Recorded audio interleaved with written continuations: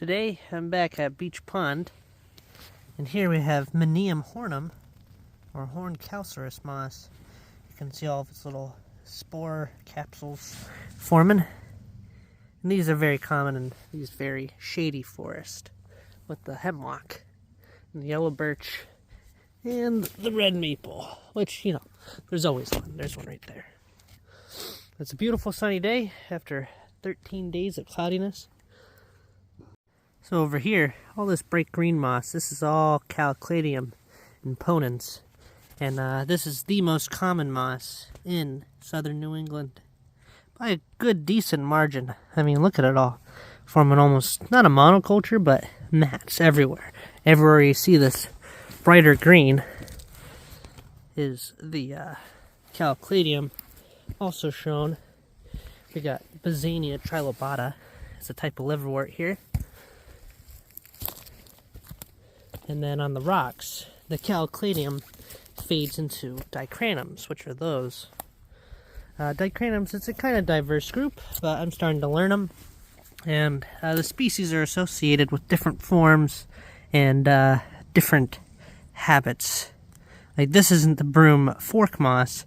This is another form of dicranum that typically grows in rocks and forms kind of like a shaggy carpet rather than a ball.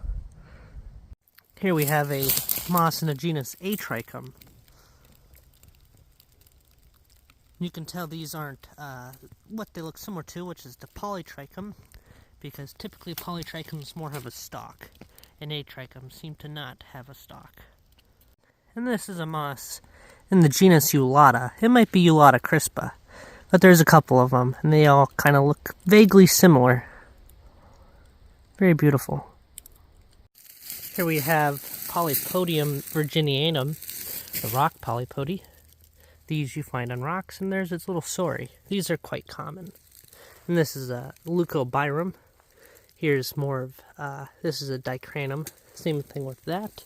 Actually, that might be all a different type of Eulata. Got more Calcladium. This is Thudium delicatum. Various cladonia lichens. More of that Polypodium. This is all likely dicranum. In this beautiful shady hemlock forest. This moss is Hedwigia ciliata, or Hedwig's moss. You only find it growing on the tops of rocks. And when it's dry like this, it kind of crinches up and curls, like it is doing now. Here's a beautiful eastern hemlock, Patchaug canadensis, with 3 stems.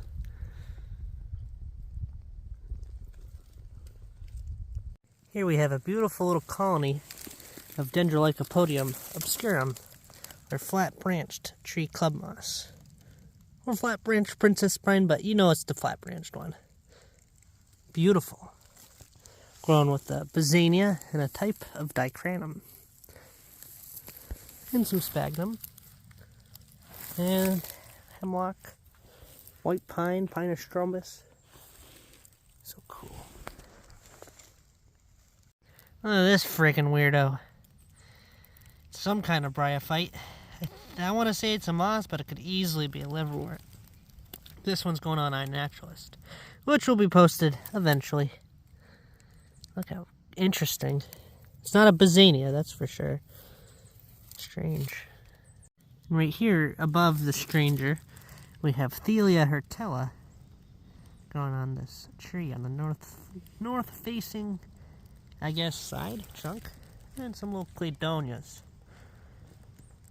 Here we have a beautiful Peltagera, a pelt lichen. These are bright green in October and absolutely stunning.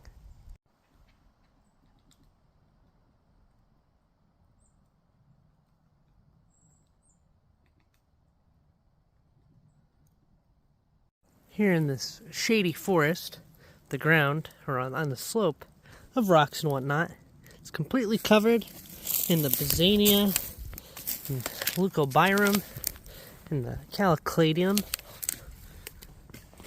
Wow. You got occasional small birches. That would be a sweet birch right there. These are small Pinus strobus, or white pines. Look how pretty, though. So the hemlocks here are appearing to be pretty dang healthy. Nice and thick up top. Some die back towards the bottom. But this is definitely one of the healthier hemlock forests I've seen in the region.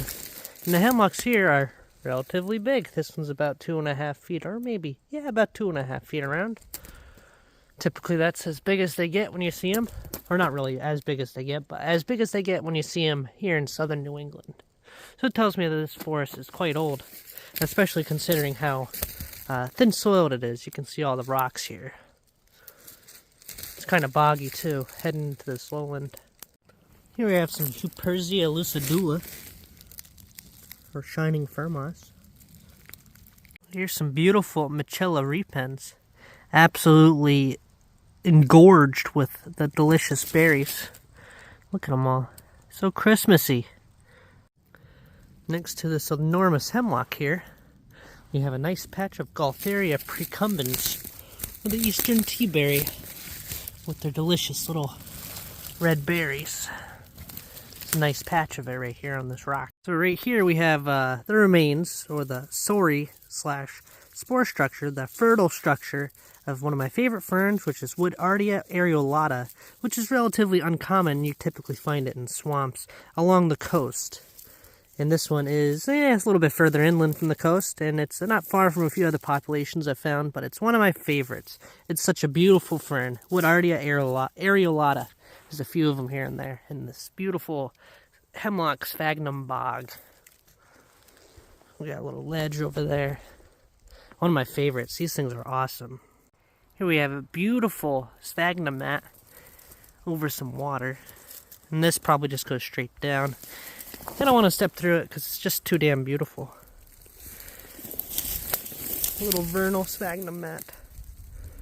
And by vernal I mean like in the summer this likely dries up and it's just kind of flat. One of my favorite habitats right here. Bogs. Look at this beautiful turkey tail in the genus Tromites. Look how nice. With the algae colonizing it. Holy smokes, it's beautiful. And here's the underside. For those of you who want to get at the species. Gorgeous. Right here we got Pleurozium shrubberii, or red stem moss, growing in the deep shade here. It's another, it's uncommon, but you do still find it here and there. Pleurozium shrubberii. Here we have Trichocolea tomentella, or the handsome woolly-wort, or milfoil liverwort. One of my absolute favorites. Look how friggin' beautiful. God damn. What a nice little liverwort. Oh my goodness. One of my favorites. Look how beautiful.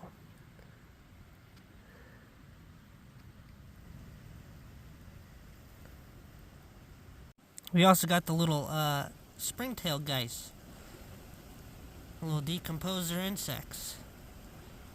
Up on these maple leaves in the Trichocolea. Trichocolea. Where'd he go? Alright, there's a bunch right here and there. You see them? These little guys? You see them crawling? Right there? Yep, that's a springtail. Active in the winter.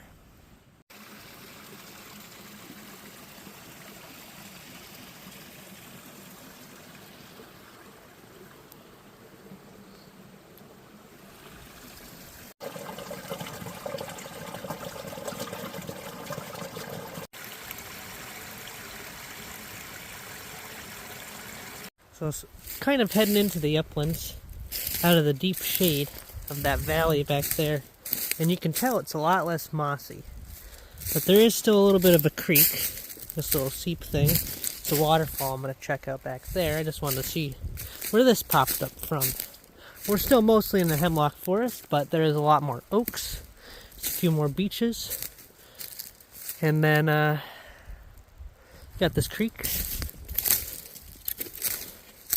And my guess it comes up from a spring.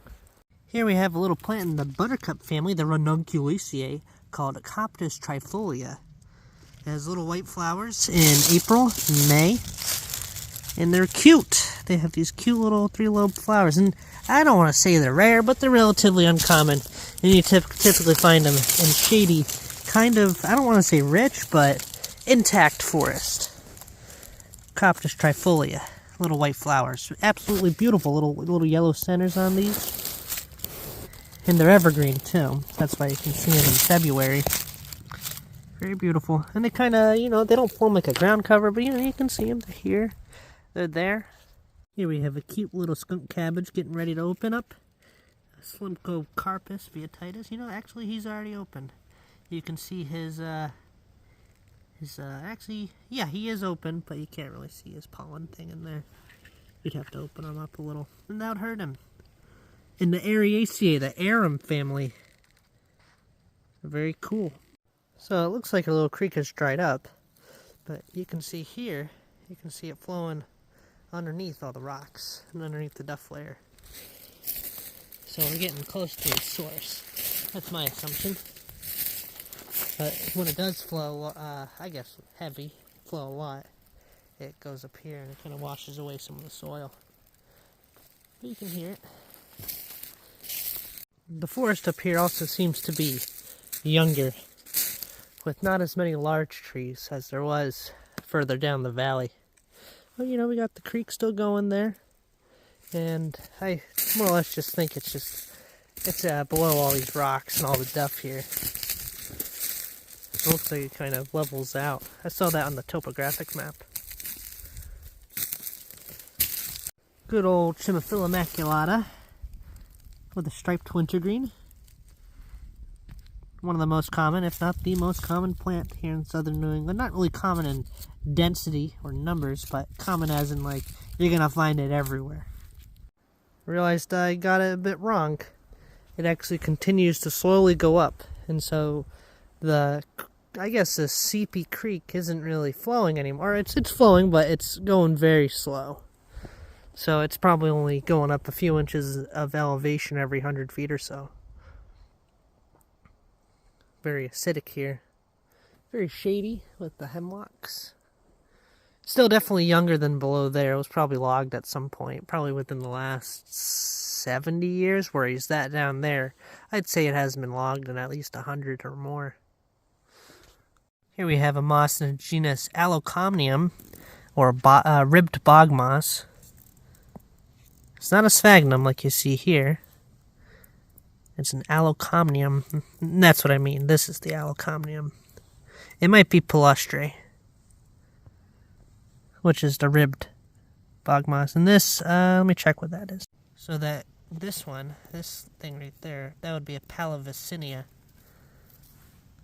It's here and there. You can barely see it. Like, that's a good example. Palavicinia right there. And the other moss in here is a Thudium delicatum, this one right here. And then you got your sphagnum. Here's a few more beautiful skunk cabbage. Coming up, peeking up, sniffing the spring air, which is still in like 2 months or so. The width of the trees here might also be explained by the extreme acidic conditions, because there are logs here, these being some of the larger trees, and these have been fallen for a very long time, and that's how you know that is by how much moss is covering them. Like a fresh fall, like that one over there, that one's probably only been fallen for maybe a year, and it has some moss on it, but these ones probably have been fallen for dozens of years.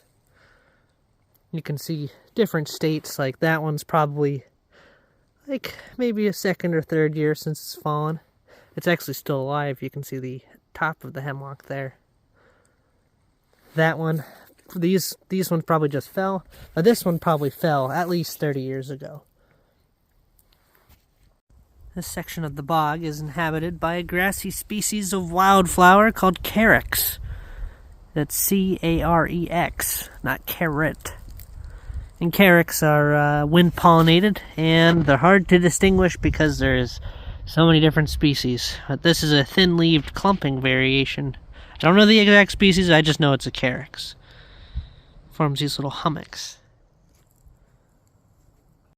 Here we got some puffballs. They're doing their little puffball thing. That's how they spread. This one going on a dead yellow birch. Check this out. We have a Pyrola americana right here. And it's actually sending up a freaking bloom in February. How strange. How strange is that? Here we have the remains of the beautiful Cypredium Acual, or the pink lady slipper. It's an orchid, and it's pink, and it's beautiful.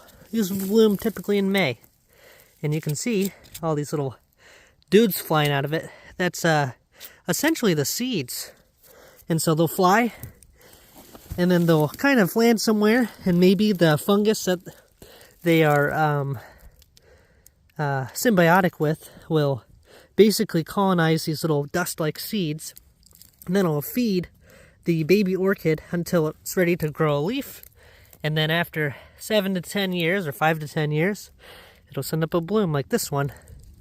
And typically after that, you know, they'll just kind of form offsets and clumps, which is pretty neat.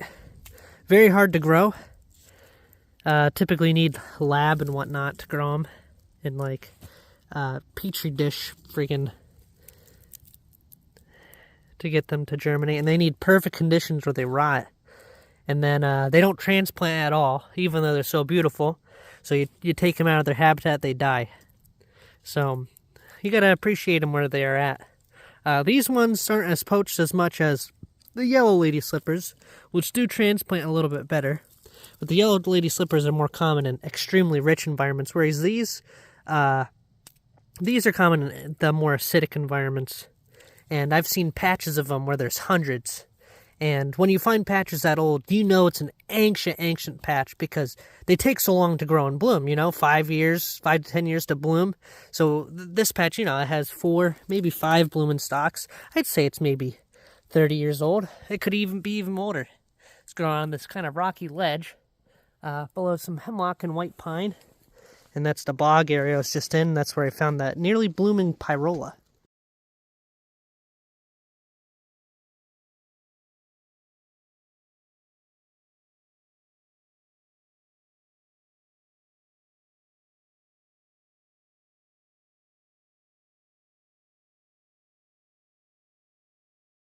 Here we got some Big Daddy Quercus montana, or chestnut oak. They call it chestnut oak because the leaves look kind of like chestnut leaves. But you can't really see chestnut leaves anymore because it's functionally extinct and it's incredibly rare, other than, you know, your occasional small, pathetic sapling. Right here you have your bog plant, Daphne caculata, or the leather leaf. It's in the blueberry family, and these are little white blueberry urn-shaped flowers. You typically find it growing in bogs. And this, I guess, is a bog. Very shady bog. Some opening. There's your Clethra alnifolia there. And these only grow in very acidic, saturated spots. So earlier, I was more in a CP bog.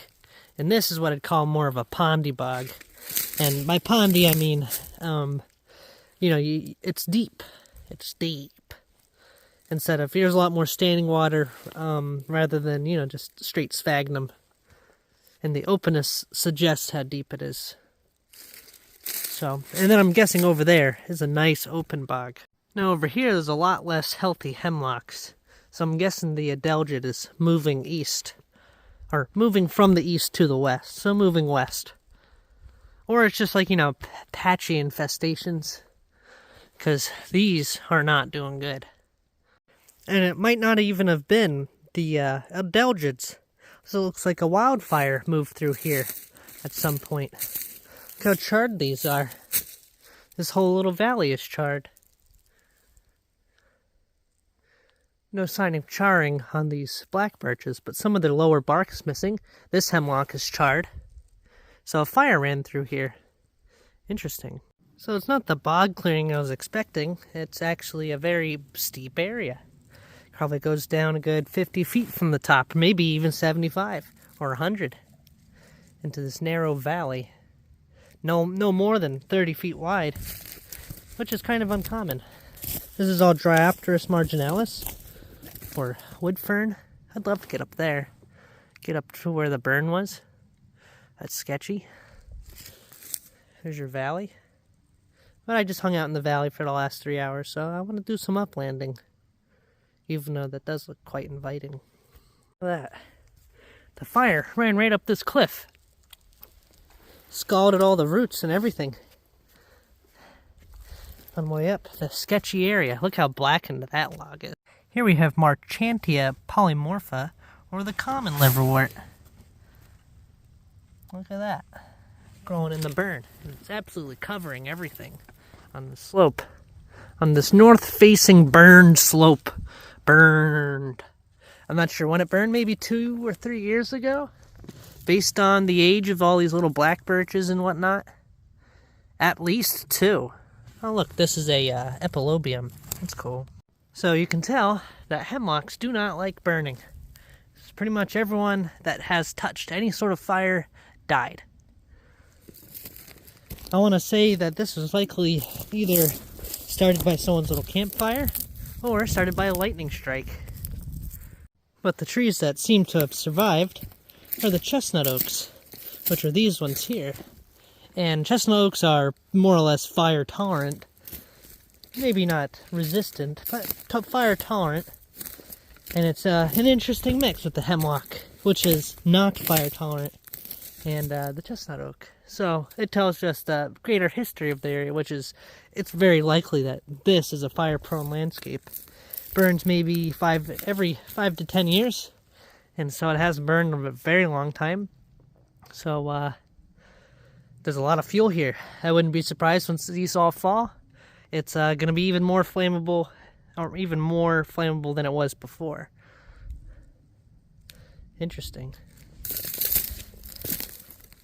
Lots of open species, like I've seen little chickweeds, saw some pokeweed. You got these weird liverworts everywhere. This area likely burned in 2022. In 2022 we had a extreme drought, where it pretty much rained maybe 3 times during the entire summer. And then last year was a super wet year. So that explains a lot of this growth. We got little sumacs, we got fireweeds. So this is pretty much a 2-year-old burn. And it'll likely need to be burned again. Look, we got quartz. That's cool.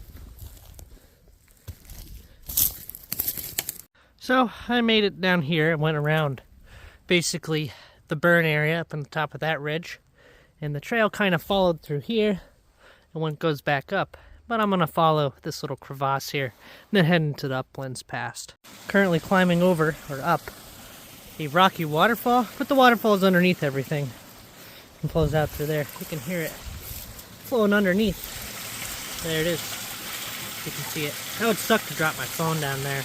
It'd be a pain in the ass. Right here we have Plagiominium medium. That's this medium, I don't know. Medium to large Plagiominium. I don't know. The common name's kind of dumb, so it's Plagiominium medium, and that's his little spore capsule in this swamp. And right next to it, this guy right here is Symphyotrichum, or the swamp aster. I can't remember the second name for it. All right, Symphyotrichum punicam. That's the swamp aster here, right here. So I'm emerging out of the lowlands to sunnier, drier chestnut oak land. There's some pines, white pine mixed in. There's likely some red oak too. But it's open, it's dry, and it's quite sunny. Much sunnier than the deep, dark valley. And this area would be a birch oak pine land, with your birches, your oaks, which is that one, and your white pines. There's a white oak. You can tell because it's kind of peely. These areas tend to be slightly less diverse than others. Almost, I hate to say it, but boring. Just mostly because they're botanically poor.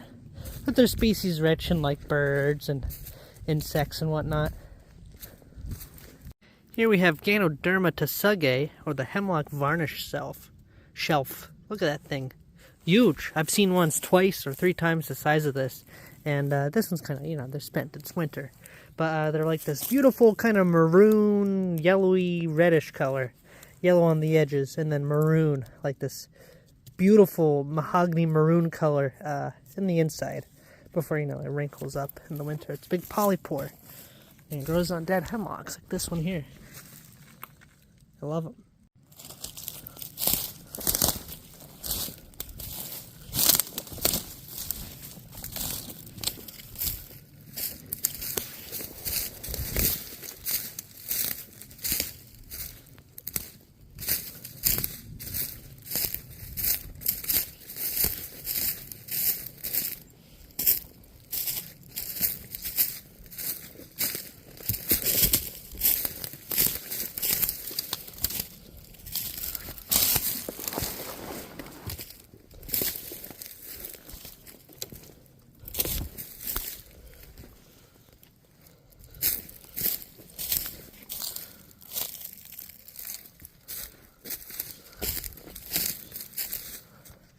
Here we have Goodyear pubescens.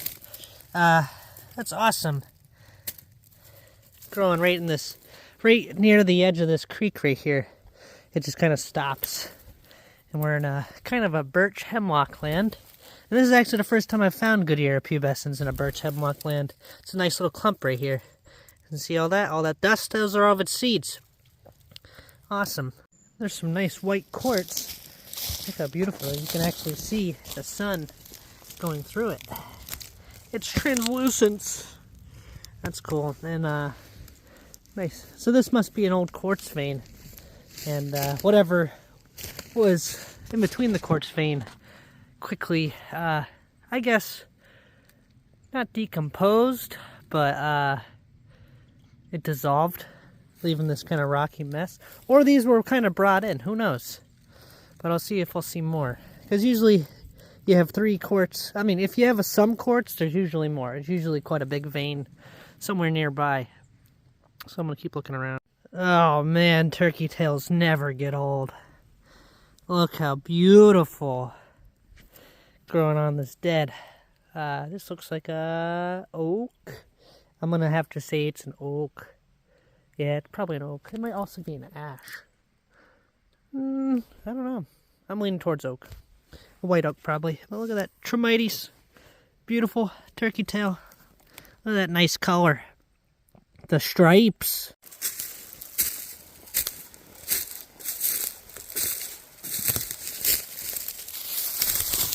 Nice. New dog collar for my dog. I've been needing to get one because the one I got is all ripped up. This one will work perfect. Reuse the litter. Got a nice little waterfall over here too.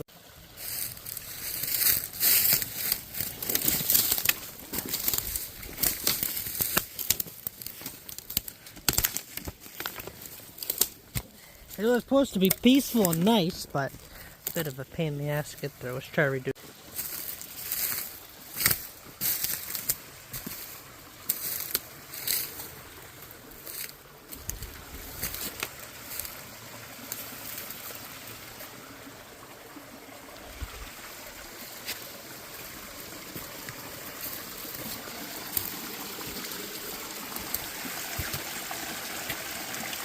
Where the hemlocks kind of fall, or openings in the understory, in this kind of hemlock birch land, you get these little thickets of birch saplings all throughout here.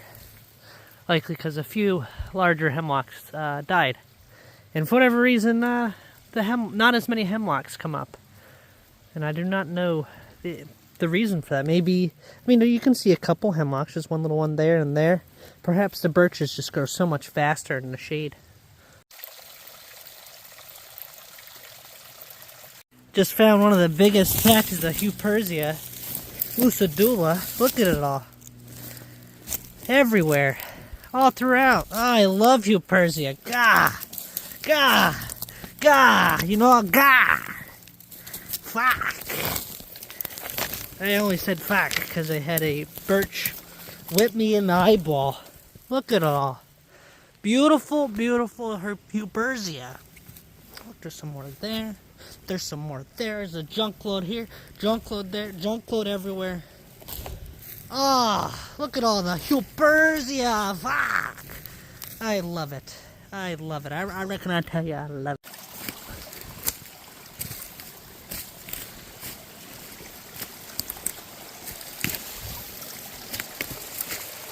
It's like the 4th little mini waterfall in this valley. I think this is 4, and down there's number 5. And the Hupersia spot's somewhere over there.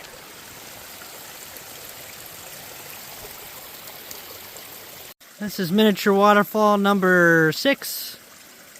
There it goes, doing its waterfall-y thing. And I'll let you know when I find the 7th.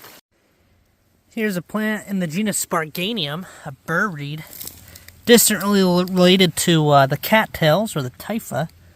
And it's growing in this little creek along the Valley of Waterfalls. Here we have miniature waterfall number 7. It's barely a waterfall, but you get the point. It's number 7 in the valley. There we are. It's falling. Water. It's considered a waterfall. Beautiful.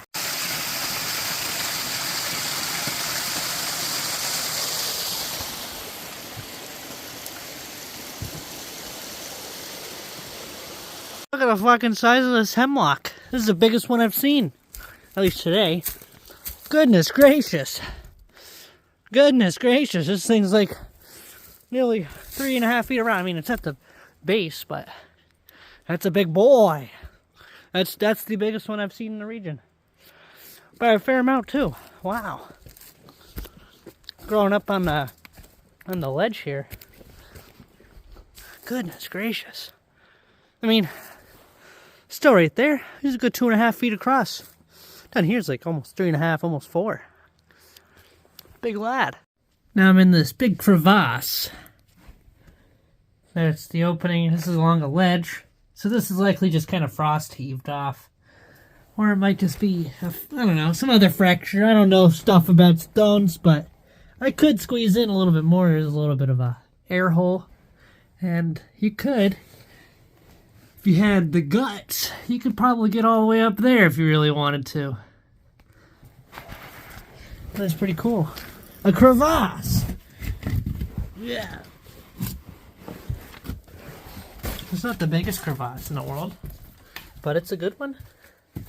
A crevasse. If you're ever thirsty in the woods, you find yourself some Dwippies. And you get it. It tastes really good.